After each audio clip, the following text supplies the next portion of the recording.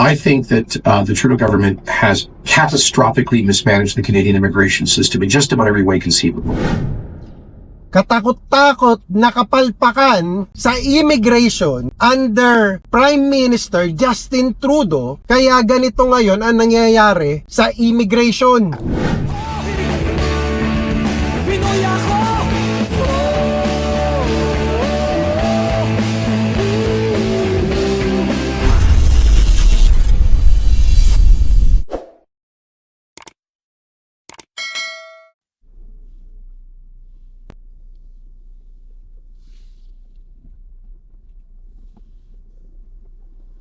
Kamusta mga kababayan? Salamat sa Diyos at meron na naman po tayong isang mabuting pagkakataon na magkita-kita namang muli, at ang dalangin ko pong parati sa Diyos ay sana kayo ay laging nasa mabuting kalagayan. At dun po sa mga naghahanap pa rin ng mga trabaho dito sa Canada, i-follow nyo po ako sa aking Facebook page, Sok de Mesa, Sok Digital Media, kasi dyan po ako nag-upload ng mga trabaho. At patuloy pa rin po yung mga pag-hire ng mga foreign workers dito sa Canada. Continuous pa rin po yan. Nagkaroon lang ng limitation, pero hindi ibig sabihin ay tumitigil na ng pag-hire ng mga foreign workers dito sa Canada. So mag-apply lang po kayo doon sa mga trabahong isinishare ko po sa inyo. At kung di pa po kayo nakasubscribe dito sa aking YouTube channel, mag-subscribe po kayo kasi may mga important updates, informations, mga tips na ibinabahagi ako dito sa aking YouTube channel. At salamat po sa inyong patuloy na pagsuporta at pagsubaybay sa aking mga videos. At ngayong araw na ito ang importanteng pag-uusapan natin.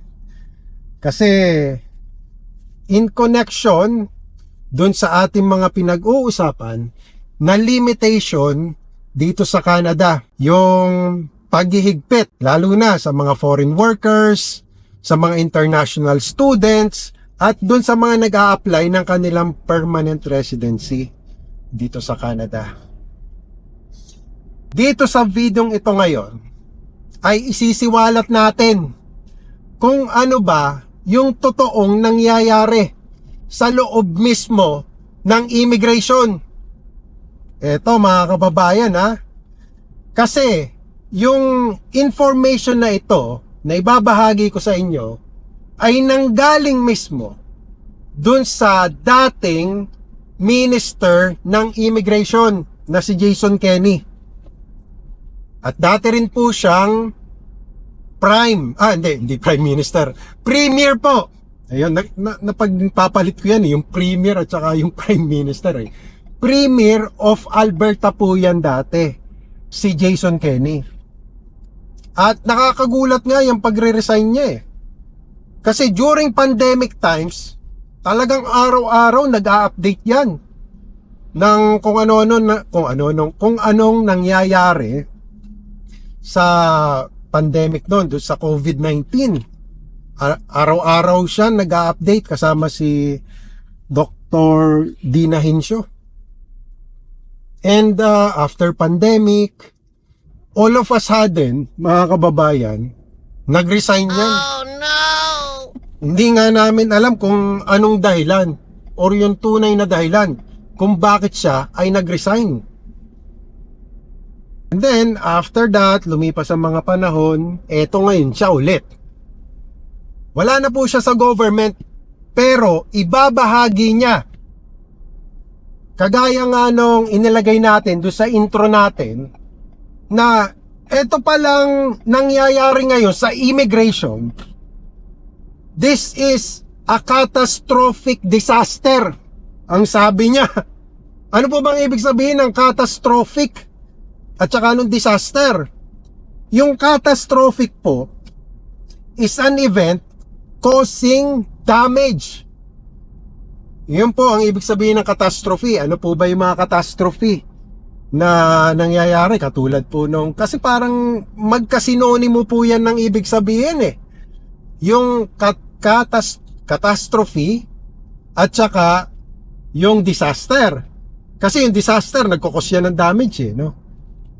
Ganyan daw po ang nangyari dito sa immigration. Na mismanage. Yun ang sabi niya. Na mismanage ni PM, Prime Minister Justin Trudeau, yung immigration, kaya nagkaroon ng catastrophic disaster. So, lilinawin niya yan kung bakit ganun yung pangyayari. Papanoorin po natin ito. Nanggaling mismo sa kanya, hindi po ako nagsabi nito na nagkaroon, kumbaga sa Tagalog, katakot-takot na kapalpakan sa immigration under Prime Minister Justin Trudeau, kaya ganito ngayon ang nangyayari sa immigration. Eto, mga kababayan, pakinggan po natin on what he has to say. So some background here. Since 2015, annual immigration increased from 271,800 with an expected increase to 485,000 by the end of 2024. This does not include temporary residents. That's an increase of 78.4% since the Harper government. Immigration has cascading effects on other important areas of our economy, including housing supply, access to healthcare, and youth employment. This is why it's important that governments get it right. Mr. Kenney, Canadians want to understand how changes to the immigration system under the Liberals have impacted them. But could you start by giving them some insight into the system itself? For example, what should be the goal of Canada's immigration system? Well, when I was immigration minister for 5 years, I always used to say that we should be proud that Canada is one of the only democracies with a fairly robust pro-immigration consensus, but we shouldn't take that for granted. We have to be intentional about demonstrating, showing people practically that immigration benefits Canada and Canadians and also newcomers. That means there's an obligation on us to be a welcoming society, but also a reciprocal obligation on newcomers to integrate and to be loyal to their new homeland, particularly if, of course, they're becoming citizens. So I think the goal there is successful economic and social integration. On the economic side, it's easier to measure that with sort of metrics, with data in terms of average incomes. Historically, over time, selected economic immigrants in Canada would usually, after a decade, be earning more than folks born in Canada, showing a lot of upward mobility. So historically, there was pretty good data to suggest that the core of certainly our point system, selected immigrants were doing well. And, others refugees and others, family class immigrants might not be advancing as quickly economically, but over time, their kids certainly would, and they would contribute in many other ways, often starting businesses and the like. On the register of what I call social integration, that's kind of more qualitative. It's a little bit more abstract and harder to measure. But I think, you can look at this in terms of civic literacy. How aware are people of newcomers about Canada's history, identity, values, and we as a Harper government, we try to upgrade all of those things in the citizenship program. I think you can look at it in the density of so-called ethnic enclaves. Are people tending just intergenerationally to live in communities that demographically resemble their countries of origin, or is there more mixing going on? To what extent are they entering national institutions, military service, and service in the police and other public services, for example? Those are some of the things I would look at to measure social integration. So I think those are the two key things we have to keep an eye on. And we also have to realize, one last point here. I always used to say that while we are a open and welcoming and generous country, there are practical limits to our generosity. You could be a very charitable family, but you can only give what you have. And in Canada, like anywhere, we have a scarcity of housing, a scarcity of available healthcare, a scarcity of available jobs. It does grow with the economy. And so it's irresponsible to grow immigration levels beyond what we can reasonably accommodate. And I would also say beyond the pace of our capacity to successfully integrate people. Yun nasabi ni ex-premier Jason Kenney na syempre yung generosity ng Canada, dapat talaga may limitation. Yung target na sa immigration level plan, dapat ay sinusunod. Hindi basta target lang. Hindi katulad ngayon na nag-exceed na dun sa target ng mga pumupunta dito sa Canada. That makes sense, of course. You don't want newcomers coming here and not having a place to live. In general, though, what are the key indicators among those who succeed? Are there certain characteristics or qualities that people have that they come into Canada and do well and succeed? Sure. Thankfully, there's a lot of data on this. Immigration Canada, it's StatsCan and academics have been researching those issues for decades. So there's a pretty good data set that certainly governed the reforms that I led as immigration minister, quite sweeping and fundamental reforms in the Harper government. The data tells us historically that the immigrants most likely to succeed economically, measured by, for example, the highest incomes and employment rates, tend to be people who came to Canada at a younger age, have degrees from Canadian universities. I'm making a very clear distinction between that and short-term diplomas from like these diploma mills that we've been dealing with lately. And people who have high levels of English language proficiency.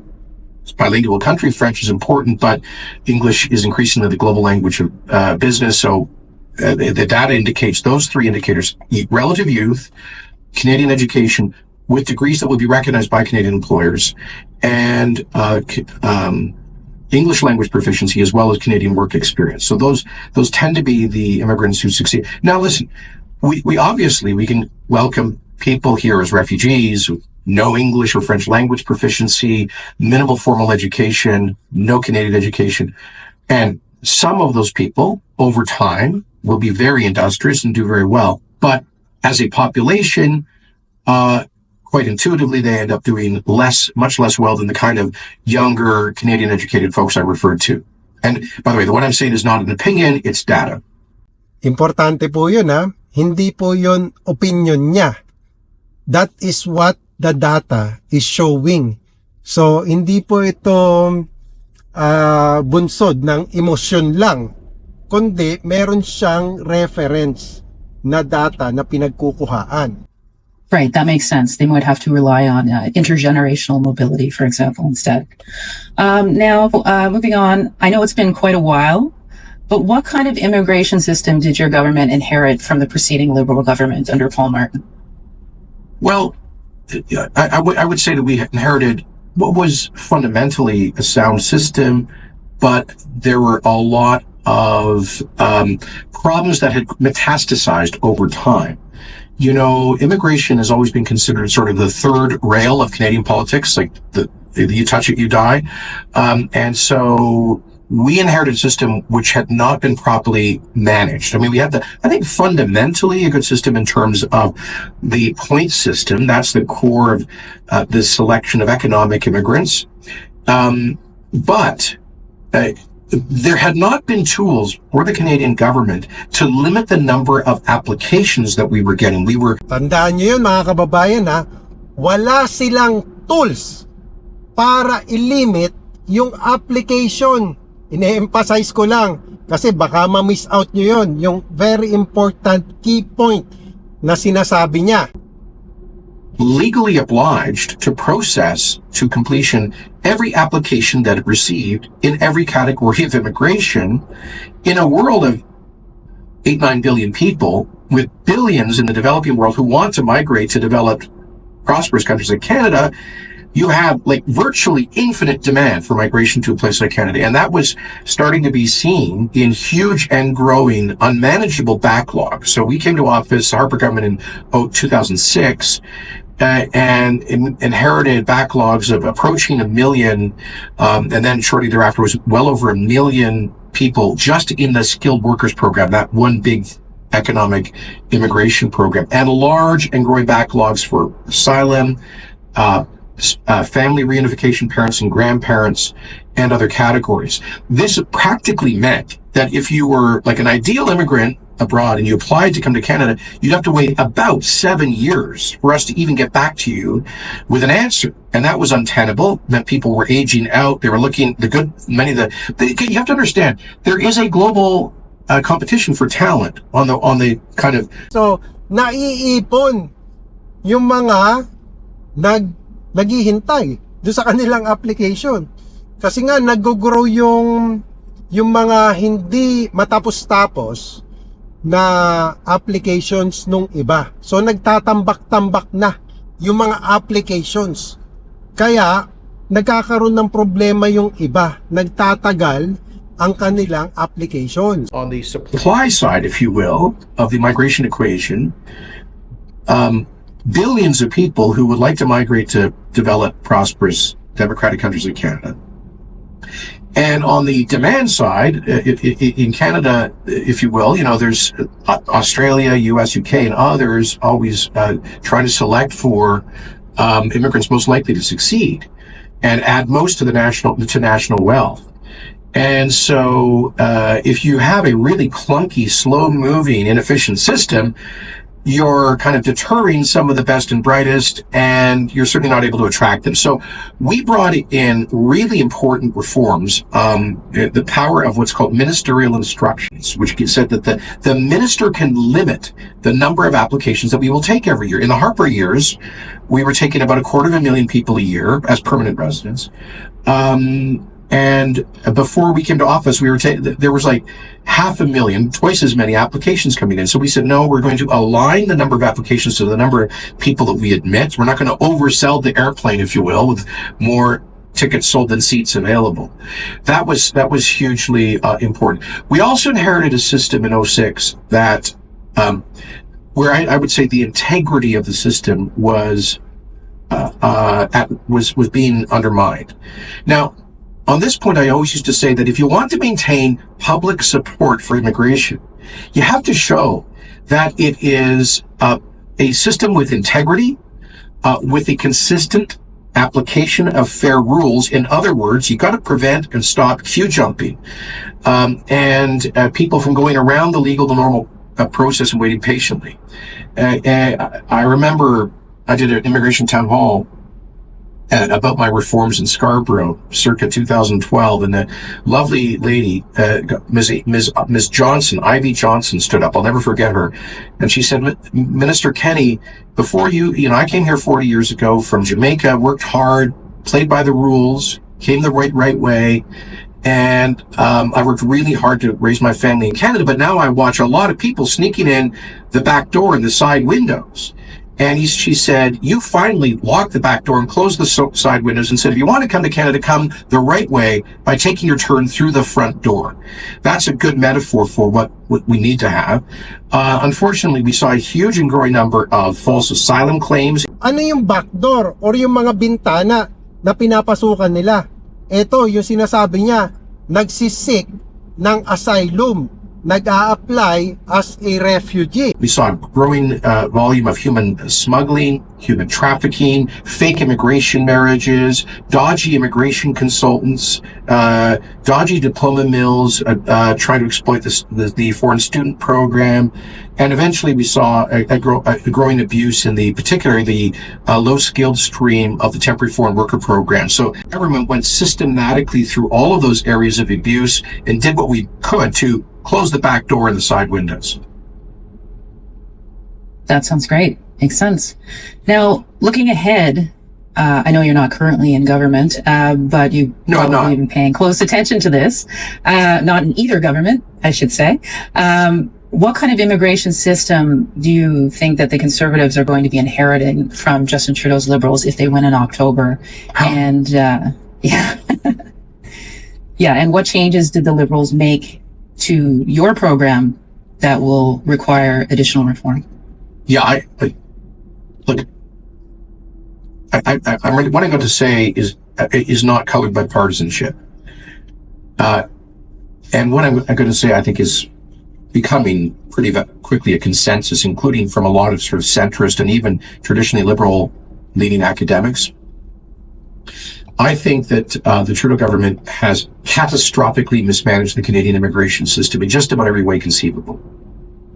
You know, I mentioned all those reforms the Harper government did. They opposed almost all of them. But even then, come to think of it, you know, when Michael Ignatieff was leader of the Liberal opposition back in the day, I was able to get really fundamental asylum system reforms through with conditional Liberal support, because at least he and others were more grown-ups, more realists about the widespread abuse and the need for integrity in the system. All of that seemed to go out the window when the Trudeau government came to office. They seemed to be blinded by a kind of deeply naive approach, like this, repeating these slogans, diversity is our greatest strength. And when Trump came to office, basically inviting alleged asylum claimants from around the world to come to Canada, which led to a huge flood in claims, which led to huge backlogs, which means slower processing times, which means more people come to get into that queue. And they doubled the permanent residency numbers overnight, even though the system wasn't aligned, set up to handle that. Then they opened floodgates on both the foreign student program and the temporary foreign worker program. And so now at the end of the day, you're looking at like 500,000 permanent resident landings a year, 1 to 1.3 million temporary residents entering the country every year, a growth in at least 3 million in our population in the past 3 years, in the midst of a pre-existing housing crisis and a public health crisis, which is because of the obvious scarcity of healthcare providers and so on. And they did this and they also did it even though the economic data is very clear. High levels of lower skilled immigrants in every developed country in post-war history is correlated to declining per capita GDP. And what have we seen as a consequence of the Trudeau policy? He was on American TV a couple of weeks ago saying, well, Canada's economy is growing.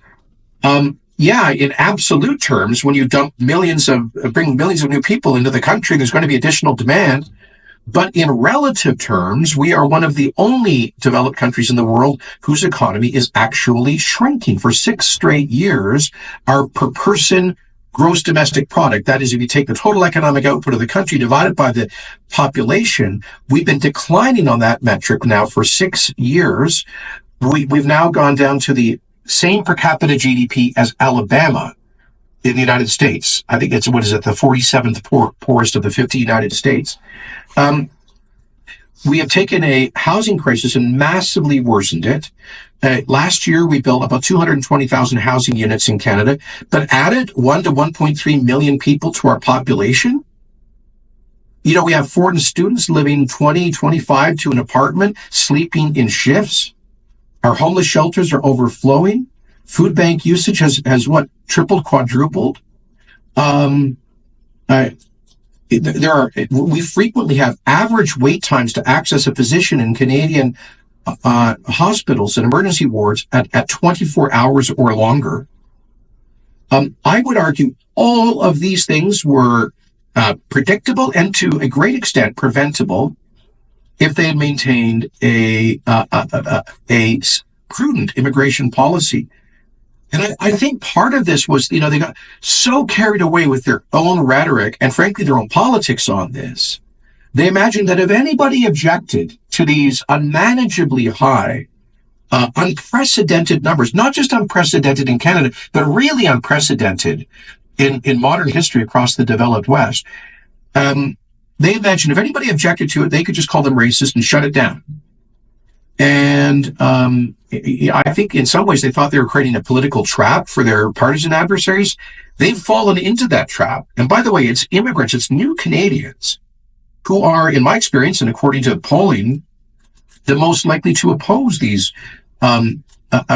unsustainably high levels of both permanent and temporary residents, because it's newcomers who tend to be at the bottom of the job market, hardest to get jobs, the bottom of the housing market, hardest to find housing, the bottom of the healthcare market. They're newcomers, the hardest to get a new family physician. So I just think, and by the way, they've blown out the integrity of the system. In 2013, after my asylum system reforms, we were down to about 10,000 new refugee claims a year. This year, we're on track. We have 120,000 for the first 8 months of the year. So we're on track for 180,000 refugee claims, 18 times more, 1,800% increase in refugee claims alone. And let me just add this: if we end up with this huge, with this huge population of foreign students, we have something like 3 to 4 million temporary residents in the country. That's foreign students, temporary foreign workers, people on asylum claims. As they fall out of status, as their visas expire, some of them will do the right thing and go home, but others, all of the pressures on them from their families abroad to stay here, and others are going to overstay. We see a growing trend of the foreign students and temporary foreign workers whose visas have expired shifting into the asylum system. Because word is... So nakita nyo yung epekto ng mga kababayan. Let me just emphasize yung mga sinabi niyang puntos. Sabi niya na yung Canada uncontrollably na mismanage yung pagtanggap ng mga tao dito sa Canada. So, binuksan nila ang Canada, tanggap sila ng tanggap, pero hindi naman naaayos. Una, yung sinabi niya, yung ekonomiya natin or namin dito sa Canada. Ano nangyayari? Diba, nabanggit naman niya dumarami yung mga homeless. Pangalawa, may housing crisis dito sa Canada. And then, eto na nga, yung sinasabi niya ngayon, kung halimbawa, nawalan ng status, yung isang temporary, mapa foreign worker yan, or mapa student. Yung iba, pagka nawalan sila ng status, sabi niya, mabuti, kung sa mabuti, uuwi. Pero ano nangyayari? Eto, itutuloy natin ha. Ang nangyayari, nagsisik ng asylum at nag-o-overstay dito sa Canada. So yan yung nangyayari. Ipagpatuloy natin. His word has gone out in the kind of migration channels and the circuits. I mean, there are folks who are constantly communicating about how do you stay in Canada, how do you get a work permit, how do you extend your status, how do you get permanent residency. And the word on the street is that if you're a foreign student, you're a foreign worker, you've timed out on your visa, you just walk down to an immigration office and say, I am making a refugee application, an asylum application. That gets you an open work permit. It gets you a guaranteed healthcare, public healthcare coverage. Mm-hmm. It keeps you in the country for now because of the backlog, probably 2 or 3 years before you get to a asylum hearing. And then you'll make an appeal in what's a broken system. You'll be like 4, 5, 6 years before you get, if you're not really a refugee, before you get a final notice to leave. And by then you've been here for so long, you'll make a Hail Mary application. It's called a Humanitarian and Compassionate application to stay permanently. So yun na mangyayari pala na diskarte na ginagawa ng iba. Diba nakita nyo naman kung sinusubaybayan nyo. Ano nagiging diskarte? Mag-a-apply, magsisik ng asylum. Pag-asik ng asylum, ipoprocess yung kanyang papel at aabot pa ng 2 to 3 years bago ka magkaroon ng hearing. Hearing pa lang yon. And then yung final decision, nasa 5 to 6 years bago malaman yung decision sa'yo. And siyempre, nag-overstay ka na daw ng 5 to 6 years. Ang tagal mo na. Ano na yung susunod na gagawin mo? Ay, humanitarian application or yung Hail Mary application ang gagawin nila. Nakita nyo yung discarding ginagawa, no? And who knows, then you'll have maybe a decent chance of getting it. And by the way, the Liberals, as far as I can tell, they've also basically told the Immigration Refugee Board to completely loosen up the traditional criteria for assessing asylum claims. So we're now getting, like, amongst our top source countries are well-established democracies with independent judiciaries like India and Mexico. Those are not perfect countries. Tell me one that is. And they're running at a 50% approval rate on their asylum claims, which is like 4 times higher than it used to be. I'm sorry to ramble, but the point is you put all of that together, you're going to have a huge and growing number of people who are here illegally, quotes, out of status, a huge and growing number of people here in the asylum system. O, diba? Dumadami yung illegal ang status dito sa Canada. Kung hindi nyo pa po napanood yung nakaraan kong video, kasi sabi ko sa inyo, serye to eh. Talagang nagduduktong-duktong eh, sinasabi ko sa inyo eh. Kaya talagang nag-grow yung population nung illegal na nag-i-stay dito sa Canada. That's the reality, mga kababayan. And then if President Trump wins the U.S. election on a commitment for, quotes, massive deportations and basically shutting down de facto access to the American asylum system for millions of illegals in the U.S., I predict you're going to have a huge flood north of many of those folks trying their chances here.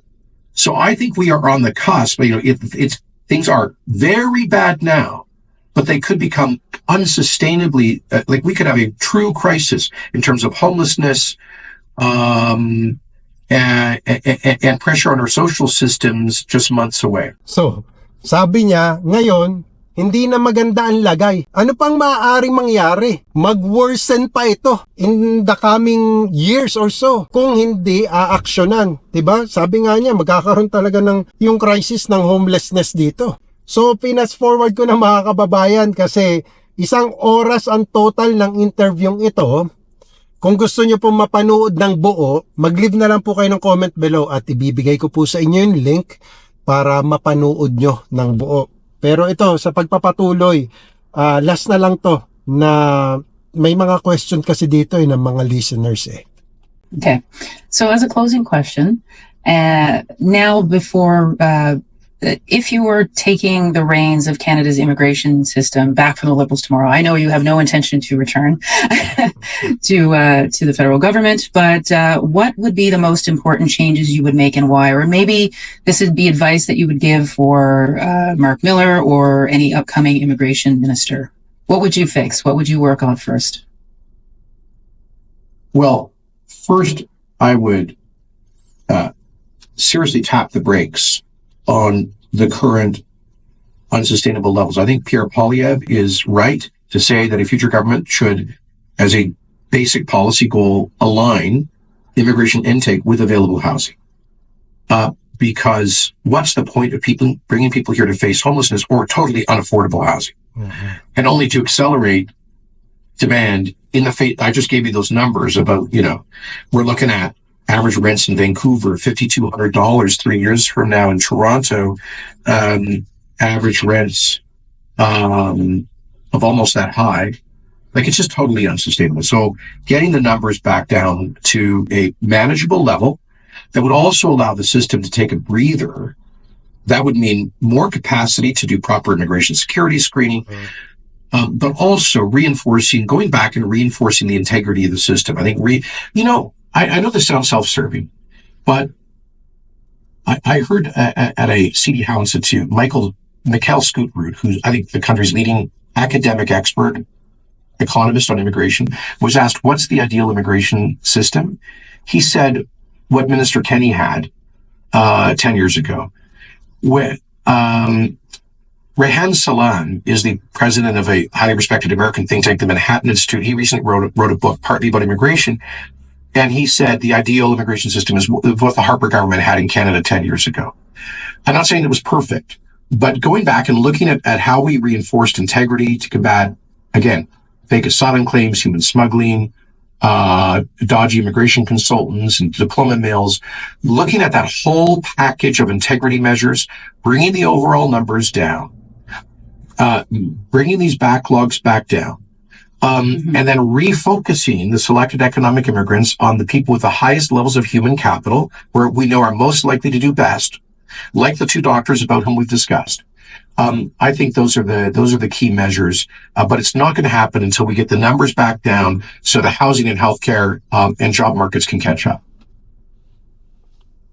That makes sense.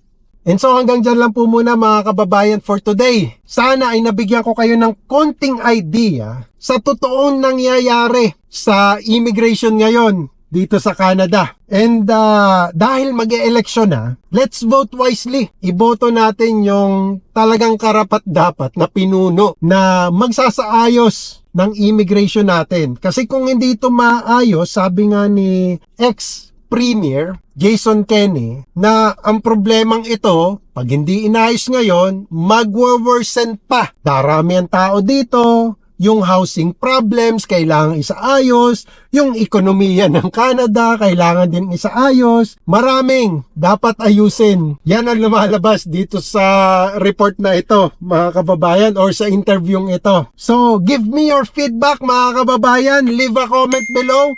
What do you think about this changes to immigration at yung mga nangyayari patungkol sa immigration? Anong idea ninyo? Baka meron kayong nalalaman, baka meron kayong gustong isuggest na maiko-content natin. So hindi ko na po pinanood ng buo sa inyo, and then again, sabi ko nga ibibigay ko na lang po yung link, pero meron pang important na i-discuss ako na in-skip natin about do sa sinasabi niyang doktor na nag-apply dito sa Canada for immigration para maging permanent resident dito. Napakagandang punto yon na gusto kong balikan natin at pag-usapan natin. So I hope you like this video. If you do, please give it a thumbs up, and as always, more tips, informations, buhay namin dito sa Canada to come.